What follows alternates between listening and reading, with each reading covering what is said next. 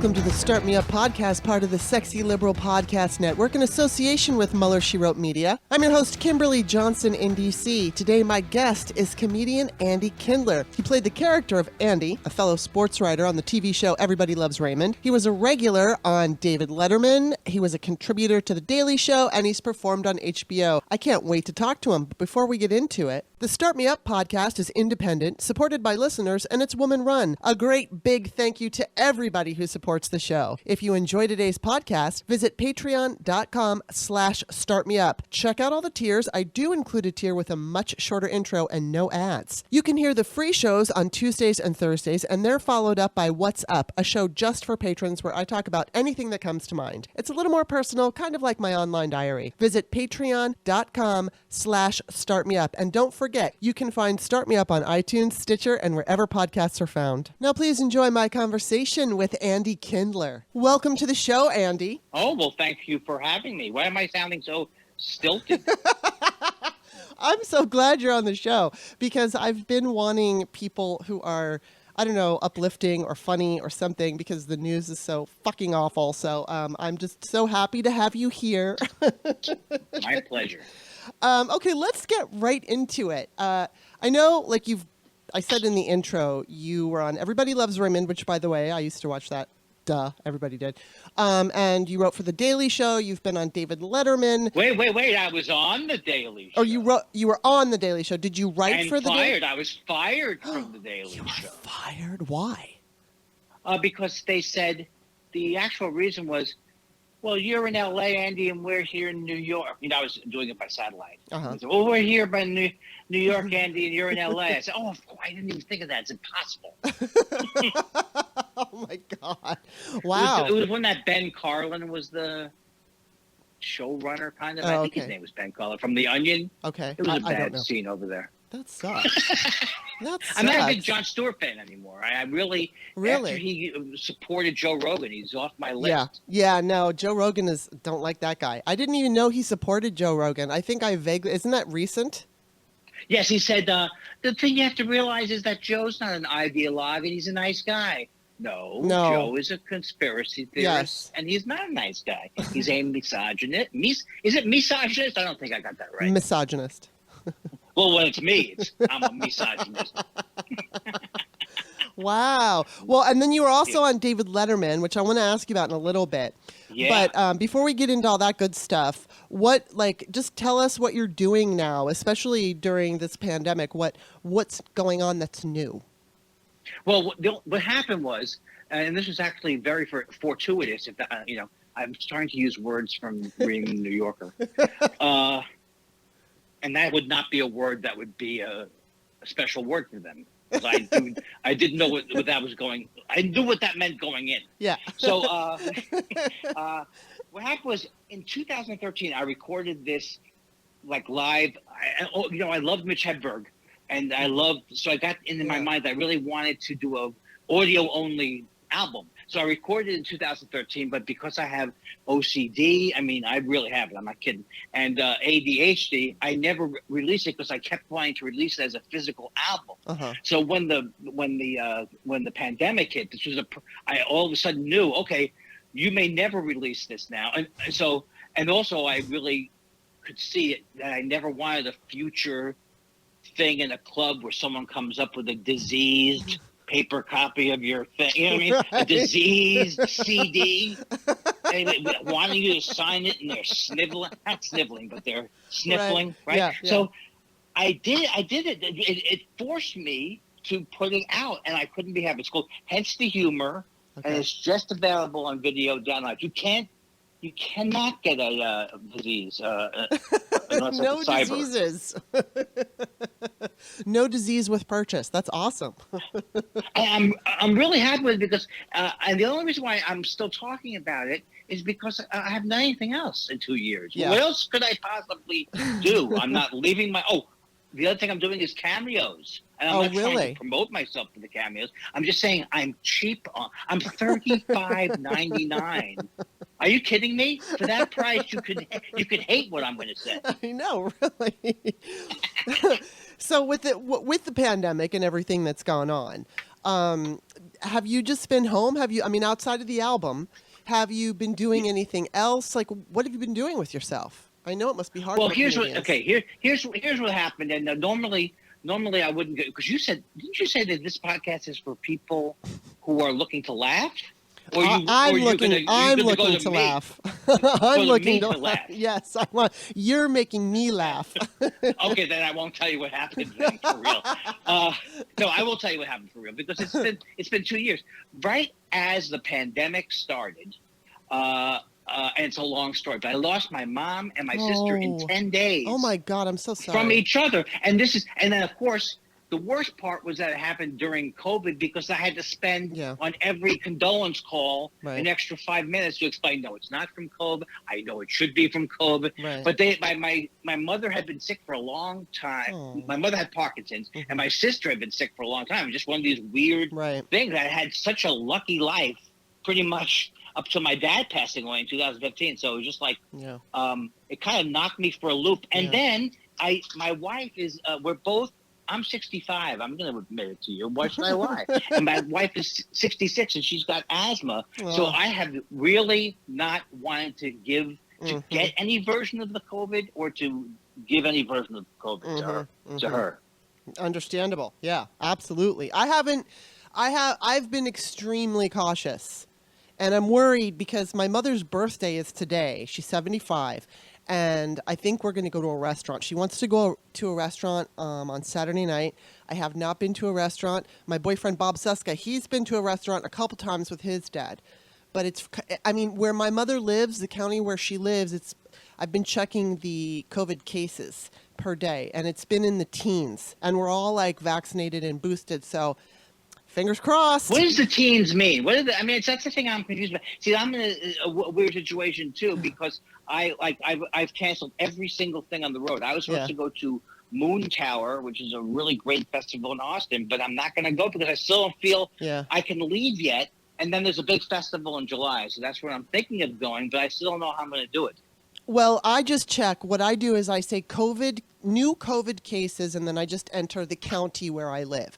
And it means, on Google, and it's usually the New York Times that you get, their chart or whatever it is. And so, like my daily average for my county, which is bigger than my mother's county, is probably around 45 new cases per day. Her county is maybe 15 or 16. There was even like a day where it was 9. So I'm just kind of hopeful. And, for what it's worth, and I've been telling people this, and maybe I shouldn't, but please don't hold out any of this. Why would you hold out the information that you would give Bob and your good friends, but not me?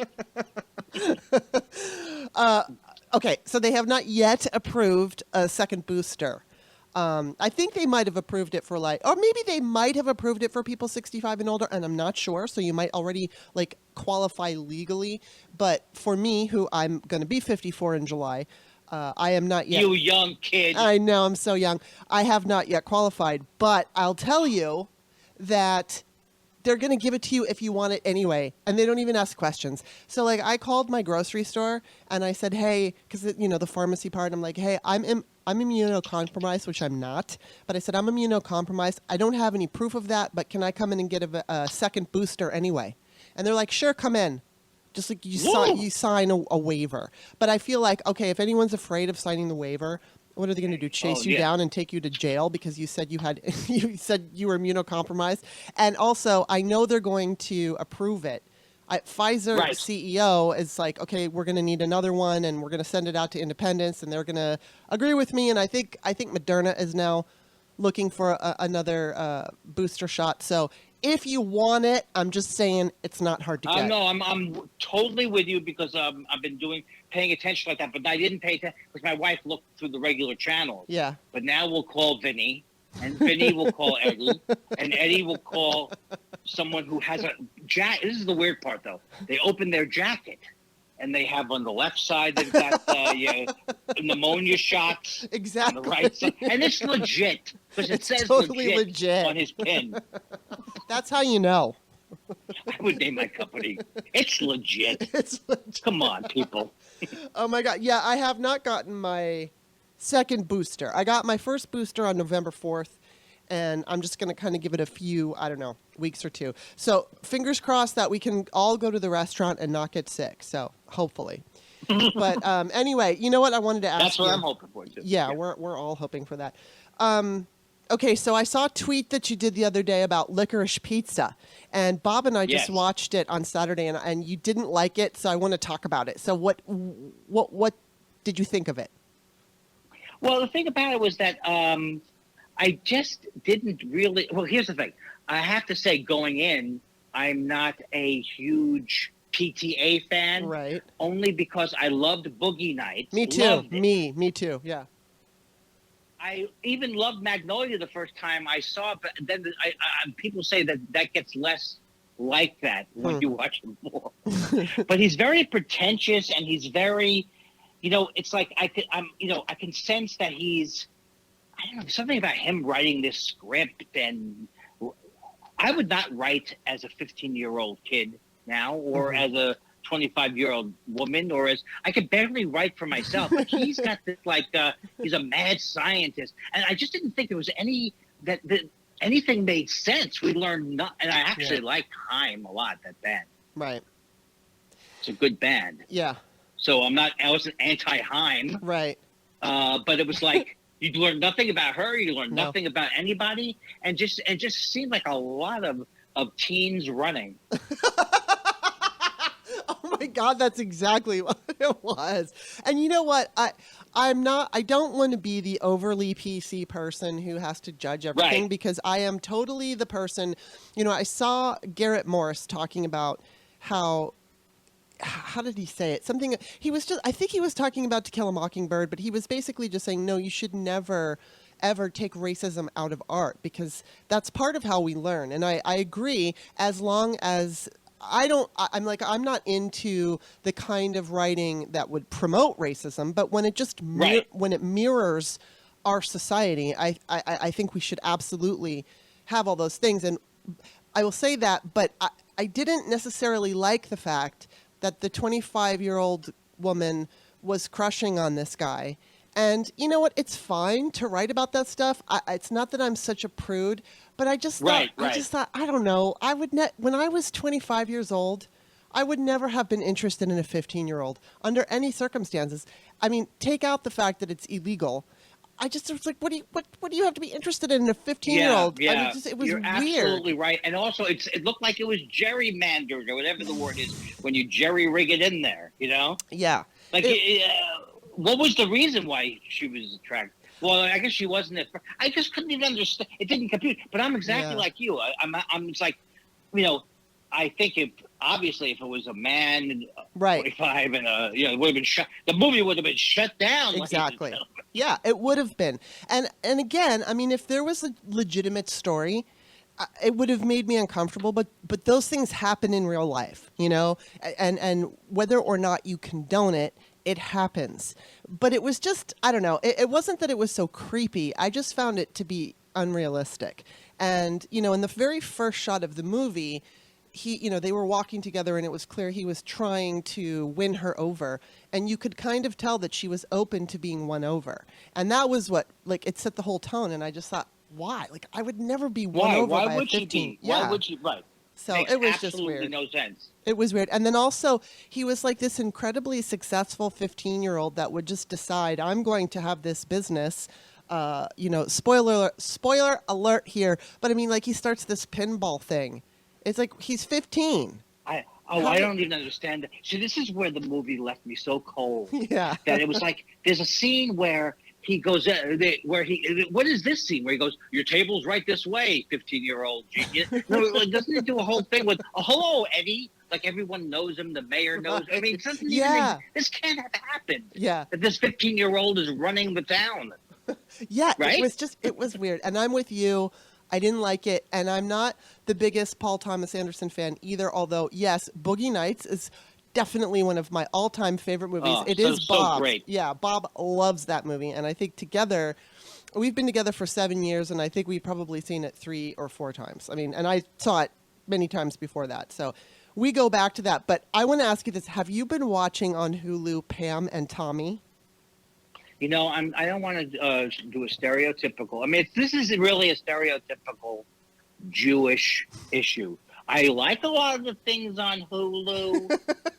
Can I? I mean, I know I can afford Hulu, but I've already got Amazon Prime. I already got your Apple TV.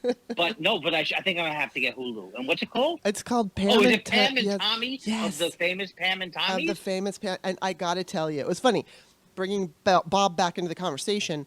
Initially, when I saw the trailer for this, I was like, oh, I want to watch it. And he's like, no, I don't want to watch it. It just looks scummy.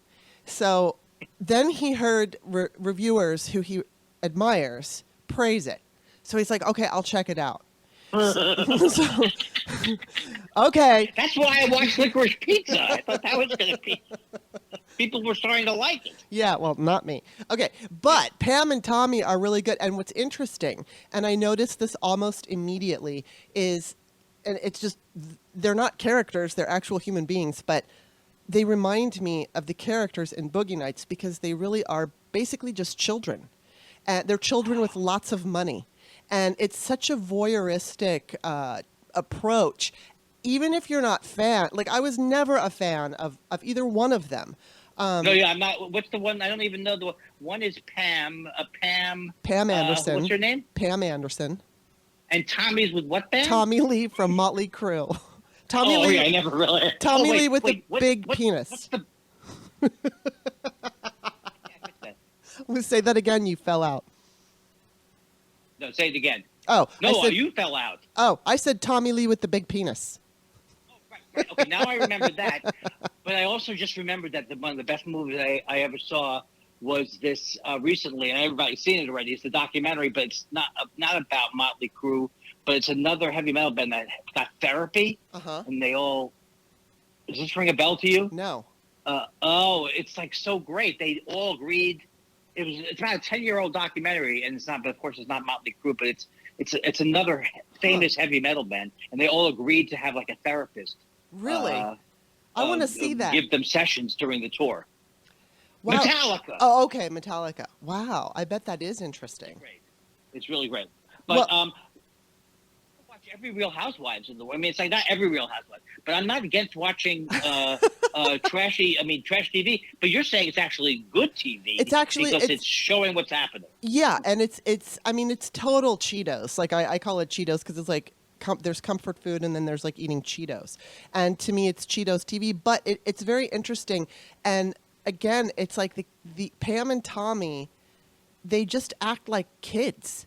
And it's so funny because they got married like 3 seconds after they met. And then there's this scene, where they're sitting on the plane. And because I guess they married in Vegas. I don't even remember. But either way, they get married. And so they're married. And Tommy looks at him and he's like, so what's your favorite movie? What's your favorite food? Like, they don't even know each other. But the best, and I'm going to give a total spoiler. But I'm hoping that this spoiler is going to intrigue you enough. I'm already jotting it down. So go ahead. There is this scene, like full frontal, everything.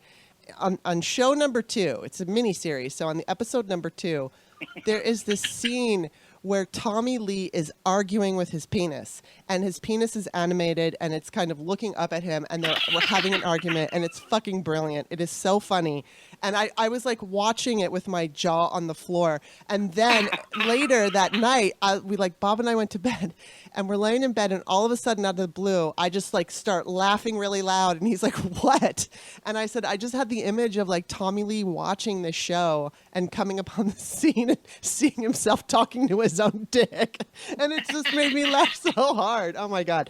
It's very entertaining, and it is very voyeuristic. And I will say, even though I think they're both skanky, I do not believe that Pamela Anderson is the one who was hurt, because this is all about when they got the sex tape. And, she was hurt, I think, emotionally. I don't think she was hurt. Her career really was not damaged by this. But I can't even imagine. I don't like her, but nobody should have to experience, the private moments for everyone to see. So I just have to say that. But that said, I do think that, they both look fantastic. He sounds exactly like Tommy. She looks really close to Pamela. It's done really well. And is it Oh, Seth wait, Rogen? wait, this is not a documentary. You're saying this is I got confused. So this is what do you call it when it's not real? It's fiction. Not a biopic. Yeah, it's a miniseries fiction, just about not fiction, nonfiction Great. story of their biopic or whatever of their experience and Seth, is it Seth Rogen? Is that his name? He was. Yes. Yeah, Seth Rogen is in it. He's really good. It's just a great show. I'm gonna watch it. It's totally fun. And there's other things on Hulu too. Not that you're advertising Hulu, but I've heard there are other things on the Hulu that are. Andy Kindler might enjoy because I refer to myself as Andy Kindler. Oh my God. Okay, we're going to take a quick break and we'll be back after this message. Oh, hi, it's Kimberly. Are you my patron? Why aren't you my patron? If you just go to patreon.com/startmeup, you're going to see all the tiers I offer. You're going to see so much. You're going to see everything. Just go to patreon.com/startmeup and become my patron today. You won't regret it. Okay, we're back. Now, I want to know, I just want to know what it was like to be on Letterman so many times, and what was it like the first time you were on Letterman? This is the most, I would say, I definitely, when I got on Letterman, I really said after I'd been on a few times, this is all I really ever wanted. So yeah. I have to remember this to not get bitter about anything, because that was really kind of the dream. I'm 65, so that was kind of the dream of, I kind of missed the Johnny Carson, obviously, well, not missed watching Johnny Carson, but missed the chance to get on his show. I started comedy in 84, and I wasn't in any shape to be on a TV show until that show was he was ready to leave. And I just always loved Letterman. Yeah. From the morning show time, and so I just always tried to get on the show. And the first time I got on the show was in 1996, and I was so nervous, and I really didn't think I did well. It's like some people. Who was the example? Roseanne, she killed, right? I did not kill. And then I wasn't back for 4 years, and I did this joke when I came back 4 years later. I said, I was here 4 years ago, and I'm back now, and I just want to say I can't live on this kind of money.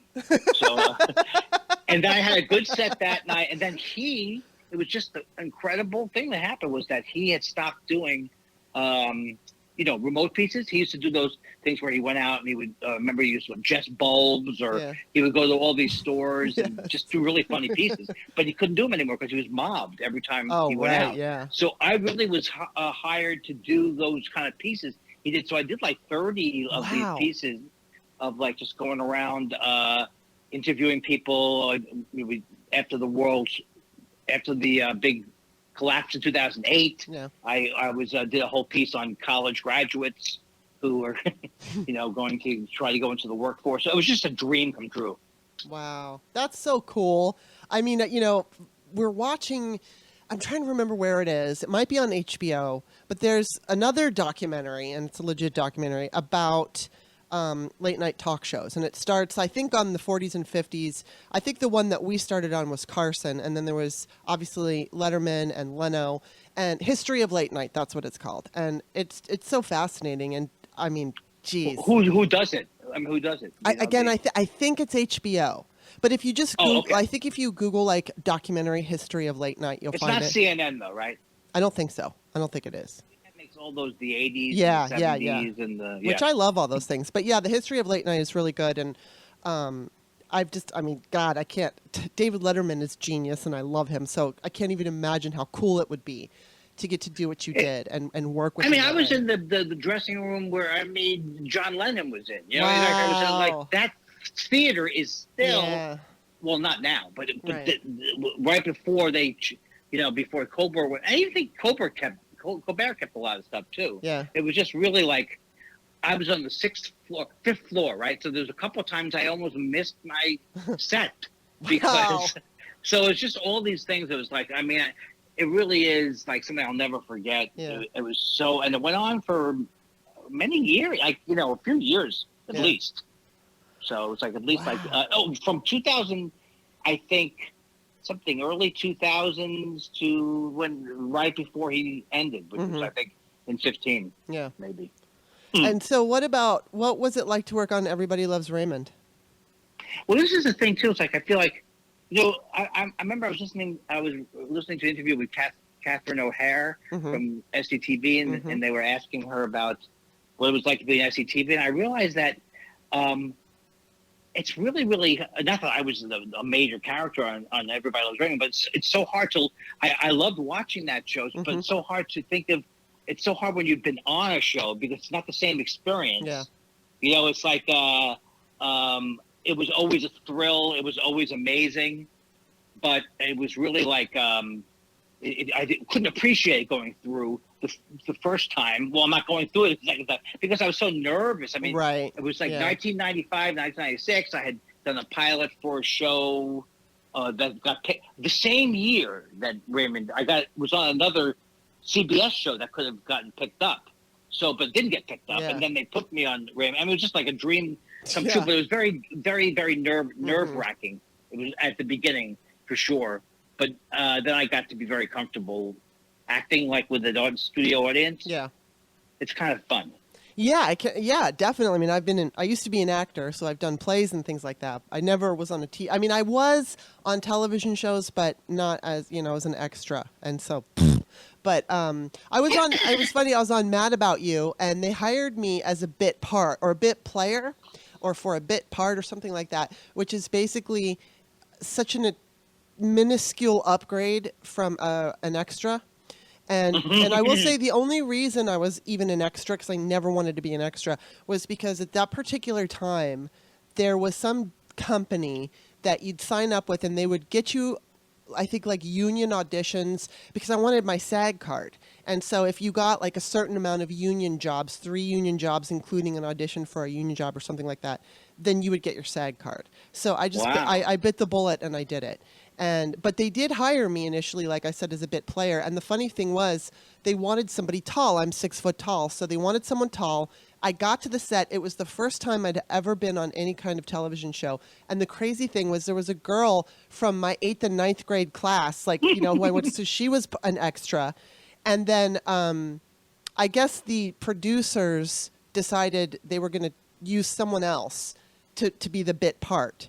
And the funny thing was that I got way more airtime, and I was recognized by people in my grocery store and my bank. I mean, not anyone I didn't know, but they were like, "Hey, I saw you on Mad About You," and so I thought that was kind of funny. And then the other funny thing was I used to also be an outside salesperson, and I sold giftware. And so there was this one day I happened to be at some woman's store, and she mentioned, and I can't even remember his name, but the guy who played Robert, the tall guy on Everybody Loves Raymond. What's his name? Oh, yeah, Brad Garrett. Yes, Brad.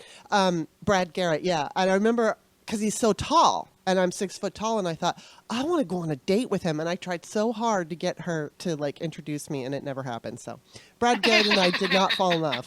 Like 6'6". Yeah, he's huge. Maybe. He's giant. Yeah. But I just thought, I mean, God, just for the height alone, I just want to, have that experience. What's it like? Because I never went out with anybody that tall. It's so funny you said I was a good friend of mine, Brenda Pontiff. When I first met her, I was like flirting with her at the Improv. This is like in the late 80s, right? Early 90s. And then after about an hour, she didn't realize I was standing on a stair. I was standing. I'm 5'5.5", or as my friend called me, Cinco de Mayo, and she's around 6 feet tall. And it was literally, she was like giving me some good vibes until she saw me shrink. Literally shrink. Oh, wow. Well, I've definitely gone out with guys that are shorter than me. And, there was this one guy that I really liked, and I think he was about 5'8". So, I'm 6 feet tall. If I was going to wear heels, I would be like huge compared to him. But it was really funny because I didn't care. I liked him and I just didn't care. And before I went out with him, I had gone out with guys who were either my height or slightly shorter than me. And I always felt weird. And it wasn't about the guys, it was about me, because society tells us that the men have to be bigger than the women.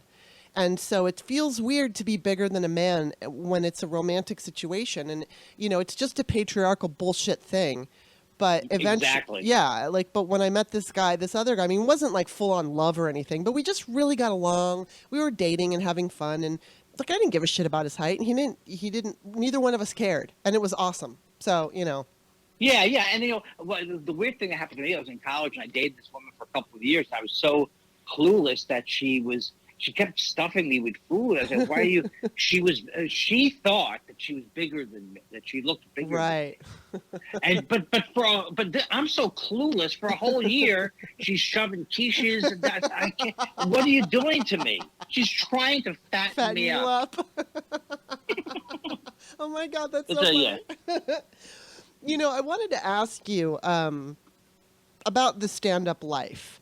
Because it was funny, I used to be an actor, like I said, and my acting coach had said to me one time, you should go do stand-up. Because I can be funny, but I'm not like stand-up comedian funny. I have my moments, and I can be legitimately funny, but I have no desire to try to figure out that whole life. And plus, I'm like the homebody who likes to be home at night. And so the idea of like hanging out in a club at night just is not my thing. So I wanted to ask you, like, first of all, when did you know that this is what you wanted to do? And second, do you like that lifestyle? Does it fit your personality, or how does that work for you? Well, originally I was going to be a musician because I grew up, I played classical violin. I switched to guitar. Wow. And then I hated the violin, but I switched to guitar and I was writing songs and I was in bands in college. So that was originally what I had planned to do. But it was like, I moved out to Los Angeles in 1978 and there were probably 30 million singer-songwriter guitarists, so I just happened to stumble in. I had a lot of day jobs. I was selling stereos at a place called University Stereo. And I met my friend Bill, who was a therapist at one point, and he kind of encouraged me to do stand-up. So for a couple of years, I was in a duo. And then in 1987, I went on my own, and I was on the road for about 5 years. Wow. And I kind of loved at that time, I loved the road. And even to recently, I really loved the road because I never went out on even the year that I was on the road for 40 weeks a year. Well, that was pretty intense. Yeah. But those were the days when they used to have clubs were Tuesday through Sunday or even Monday through Sunday. But now in the last 10 years or whatever, all the gigs are usually like Thursday, Friday, and Saturday. So I actually loved the lifestyle until the pandemic. Yeah.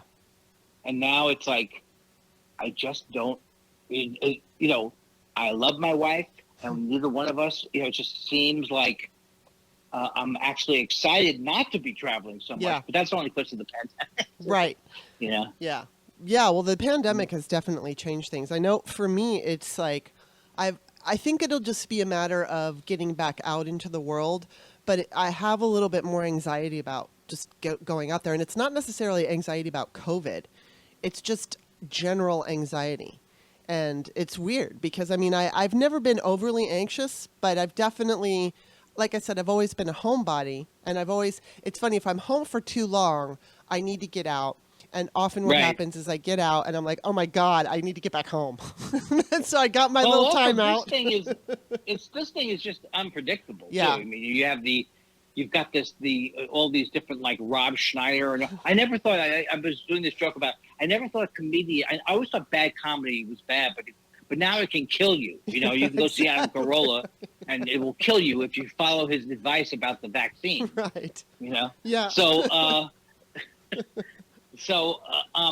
I don't know what I was talking about, but not going out. I don't know what I mean. My mind goes blank every 7 seconds. That's okay. So does mine. Just about the anxiety of being locked up for 2 years. Yes. Yeah.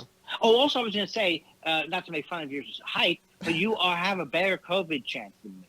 I do because I'm tall. Yeah, because you're a little tall. You can separate. I know there's people 6'2", 6'3", but you can kind of do a little separation thing and feel as if you have a better chance. So that makes up for the years of the how's the weather up there jokes. Which I got. Or do you play basketball?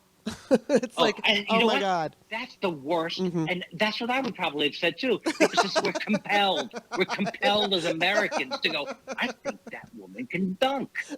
Or they look at my shoulders because I have very broad shoulders and everyone assumes I'm a swimmer, which I'm a good swimmer, but I'm not a regular swimmer. So no, I just have broad shoulders. I think that women have not been treated well in this country. No, they haven't, which brings me to my probably last, but next question. Or penultimate. Could be the penultimate. Yes, it could. So I know you're friends with Jen Kirkman, who I absolutely fucking love. And she's always talking about the double standards in comedy. And and I see Great. her on Twitter all the time, and I totally feel her frustration when she's doing things that male comedians are doing, but getting a lot of shit from people, like the Joe Rogan type listener, giving her Yes. shit for doing the same thing. And I was just, and like everything that I've ever heard her say about, she's always said nice things about you. And I'm just wondering, as a male in that industry, because it really is a huge, huge, huge boys club. Do you see it like changing? Do you think it's getting better? What do you think that could happen to make it easier for female comedians? Because I know it's really fucking hard.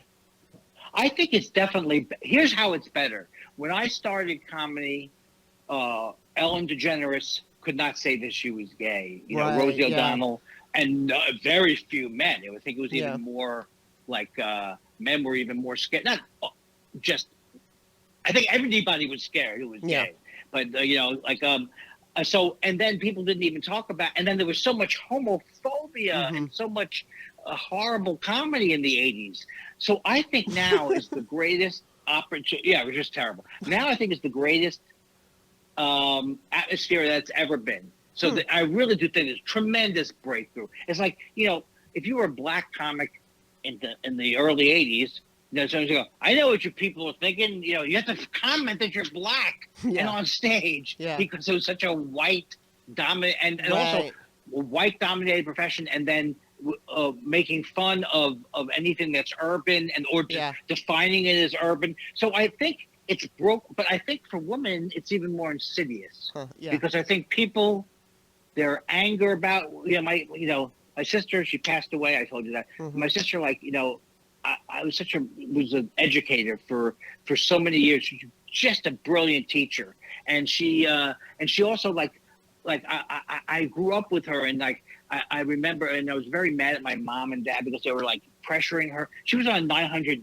calorie a day diet when she was 12 years old. So I saw firsthand how this country is so prejudiced about weight and all these things, and so I think it's still has to be horribly hard for a woman because I kind of hate people like Ricky Gervais. But one of the things Ricky Gervais does is always go, hey, I make fun of the way I look, so why can't I make fun of the way women look? Or it's like, no, it's not the same thing. It's not. No, it isn't. It's not the same thing. So I think it's always difficult.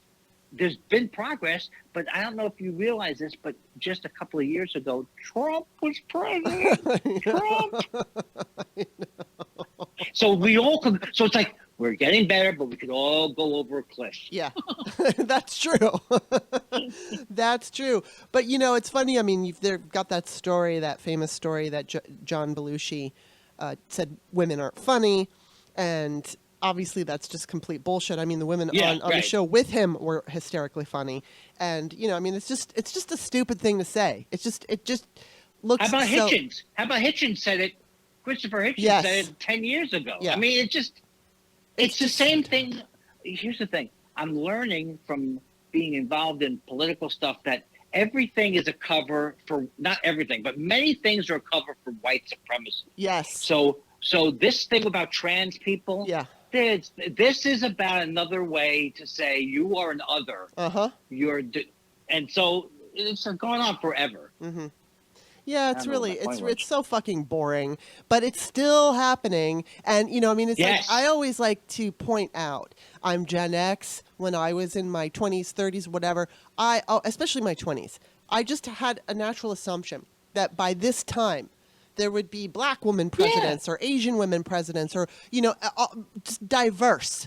I figured we'd have a very diverse group of ex-presidents by this time, and it just obviously hasn't happened, and I think the world is going insane. Yeah, I know. There's as Mary Trump will say, she was the most qualified person in the history of the country to be president. What happened to Hillary is it's like we should have been in her second term now, right? Right. Yeah, absolutely. So I do think it's still a crisis. Yeah, it's a crisis, and I hope that You we're, could sneak a lot of anti-women stuff in there in the guise of it's not anti-women. Yeah. And I see it all the time. And, you don't, it's funny because if you point stuff out on Twitter or if you point stuff out on social media, people, they still have the automatic assumption that you hate men. And it's like, no, I hate patriarchy. I don't hate men. Why do I have to explain this every 5 seconds? Because you're on Twitter. It's only because you're on Twitter. There's no I'm starting nuance. to limit the replies to only people who follow me.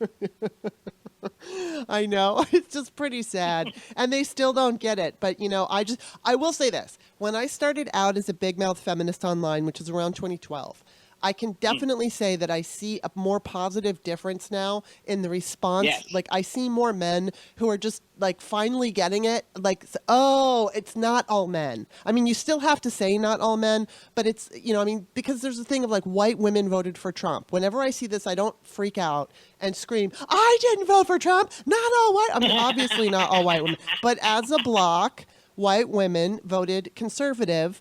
And so I accept that. And so I see more and more men accepting, that there is a group that, of men, whether they're liberal or most of them are conservative, but, or Republican. But it's like there's still sexism.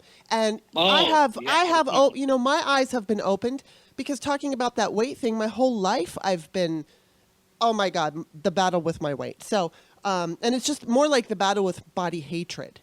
Right. I've been going through now. See, I forgot. I went off on a tangent and I completely forgot what I was talking about. But I think the bottom line here is that I do see that things are changing. Like you're talking about in the comedy world, it's changing. It's slow. I think it's changing here too. And I guess that gives me hope because, we're looking at that spectacle yesterday, the last several days of what the Republicans have done and said to Ketanji Brown Jackson. Unbelievable. Yeah. I mean, just horrifying. Yeah. It's like really, if Tom Cotton had a hood on, it would make more sense. These guys are Klan. They're white. Cruz and Cotton, and who's the third one? Oh, that Josh Hawley. Yeah, Josh Hawley. Fucking jerk. His hair, he's got a little at the front. He's trying to have a little look at me. I'm an okay guy. I got my hair going up like that. I got a little thing in the front. I'm fun. I know. I'm cool. And I love insurrectionists. I hate them so much. I hate them. I hate racists. I know. I'm starting. You know what? You told me years ago about them, and I'm starting to come around. These racists are really unpleasant people. They really are, and we have to do something about it. Well, I don't know. I think last question actually I'll ask you is how hopeful are you that we'll be able to get through this and Democrats will win in November? Like, where are you on that? I'm always rooting for the Democrats. I mean, I'm always like, I don't go into any of this stuff. Like I had all the problems with the Bernie people. I just want to, we have to come together. Right. And I think we will. I've been wrong before because I thought Hillary Clinton had won. That's what I thought would just. But anyway, the point is, I do think that it will happen. Yeah. I really do. But if I'm wrong, the other thing I'm worried about, or if I'm right, even the other thing I'm worried about is this Putin. I know with the nuclear thing. But I really am better as I've gotten older because I have severe OCD. Like I used to think I hit somebody in my car and then I would agonize about it. Yeah. For weeks. I don't worry as much about things I can't control anymore. Yeah.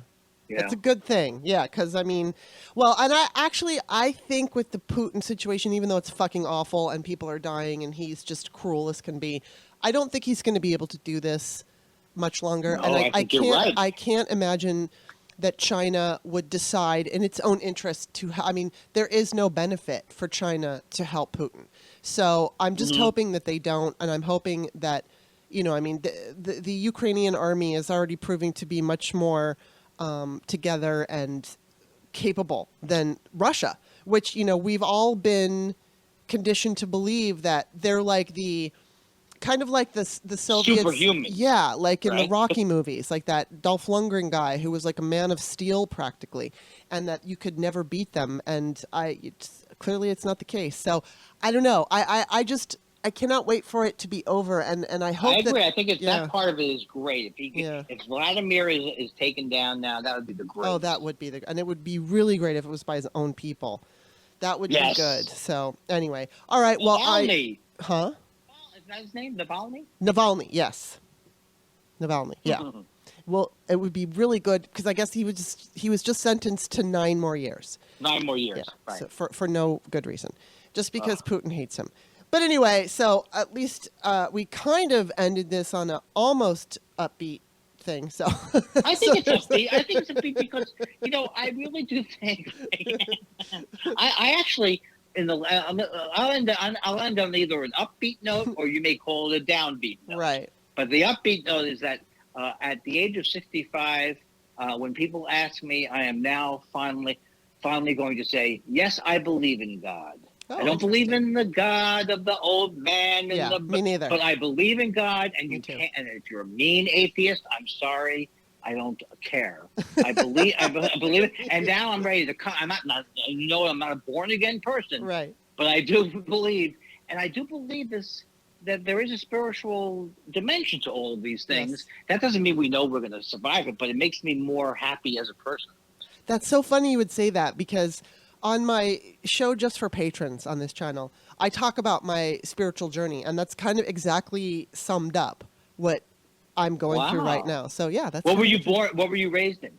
Nothing. My mother was raised Catholic and left the Catholic religion. So did my father. And so when I was born, nobody taught me anything, and I'm not religious. But I am spiritual, and I do believe in God, just in the same way as you do. I don't see "Oh Heavenly Father" kind of thing, but I think it's more of a collective intelligence love thing. But yeah, I take a lot of comfort in the fact that I think that once we are done with our bodies, I think that we have and I know a lot of people don't like this. I know it freaks a lot of people out, but it's like, I think what happens next is very positive. And of course I could be wrong, nobody knows till you know, but I do believe that. So I'm right there with you. Do you know Rory Scovel? No. He's a great comic. Very great. He's my hero because I saw him on stage once, and he just went to this thing. He goes, look, nobody knows what's happens after death. Yeah. Nobody knows. Either something happens or it doesn't. But nobody knows for sure. And that's what made me I just can't stand these new atheists, Sam Harris and all these. Well, they just creep me out. I don't think you should be able to say, you can't sit there and say there's no God, because then you're assuming to know, and you don't know, and nobody knows. Don't know. So you can't say... It's not scientific atheism. No. I think that's the main thing that should be told. There's nothing scientific about saying nothing happens. Even if you think, well, it's just logical. It doesn't matter. We don't know what happens. No, we don't. And there's too many mysteries in the world that we haven't figured out yet. So I'm not ready to just throw it all out and assume that I know everything. But I do think... What was the other mystery? Well, there's how did we all begin? How come our brain... Another rumor that was going on, no. about Tommy and Pam that maybe I didn't know. No, but just the bigger picture questions. Right. So there's a lot of mysteries we don't know, and I love to play around with what ifs and what could be and theories and things like that. It's just fun. It's how I get through my life. So I said, I'm on the same page with you. Wonderful. That makes me happy. Not that you have to be. If you're an atheist, I do a joke in my act to be like, when I was a kid, atheists were they weren't so mean. It was like an atheist was just someone who looked upset at a picnic. It's like, what's the matter, Uncle Leo? Well, there's nothing after death, and I'm a little depressed about it. Okay, have some potatoes. Oh my God. Well, I wouldn't mind if there was nothing, because then we wouldn't have to deal with any of this crap anymore on Earth. So there's good things and there's a lot of crap. So, all right. I know you got to go. So before I let you go, please tell everybody where they can find you. You can find me on line. You just said something to me that I realized. My Facebook account has been hacked, and I can't get it back. Oh, no. And so now I'm at the point where I'm saying, look, Facebook, I would like to kill my account, too. Just give me control back. Yeah, really. You have a public. So you can mostly get me at Andy Kindler on Twitter. I'm trying to figure out Instagram, but I'm not doing too well at it. But that would be there's also an AndyKindler.com if you like a website that never changes. If you like club dates from the 40s, visit my website. Well, I have put your Twitter handle and your website in the Patreon description of this show. Go check him out. Go follow him. He's, oh my God, obviously, you're so fucking great. And then I am author Kimberly, Kimberley. Don't forget that extra E. My books are on Amazon. Thank you so much, Andy. This was great. I really had a great time. I hope we do this again. Well, we absolutely will. I'm available. Awesome. All right. Well, I will remember that. You take care. Okay. Bye-bye. Bye-bye.